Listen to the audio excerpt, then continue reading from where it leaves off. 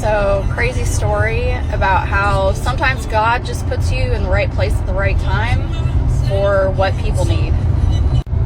So Brent and I were actually previewing some new construction up in Mount Holly area. And so we were on our way back home, and it was around lunchtime. So I said, hey, let's just stop by this restaurant that we've never been to. So we stopped by this place called Jekyll and Hyde that's in Belmont, and we had never been.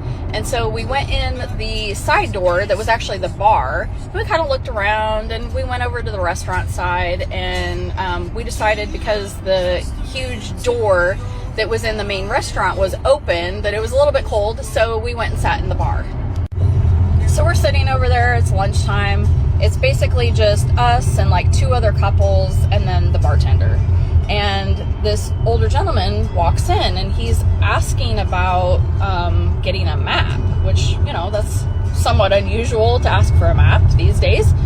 And so he kept saying, I'm trying to get to Clover.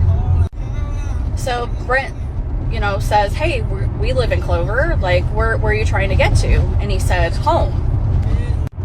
So what he wanted us to do is draw a map on a napkin so that he could get home. But if you know anything about Belmont and Lake Wylie, like, it's a ton of like back roads and twists and turns. And I mean, there's no way you could ever give somebody directions on turn this road. There's literally probably 20 or 30 twists and turns in the road.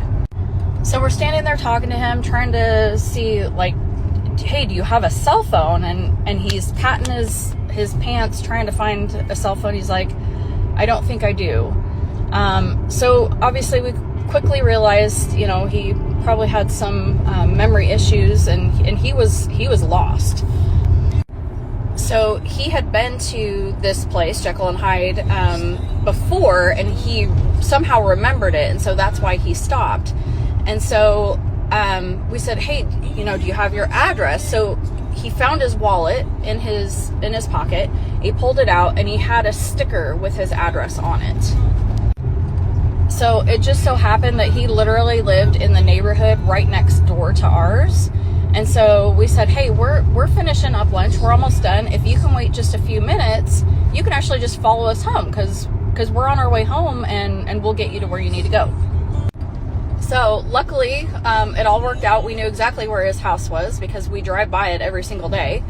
And we got him to his neighborhood, and he pulled in his driveway, and he said thank you. And so shout out to John. I hope he's doing well.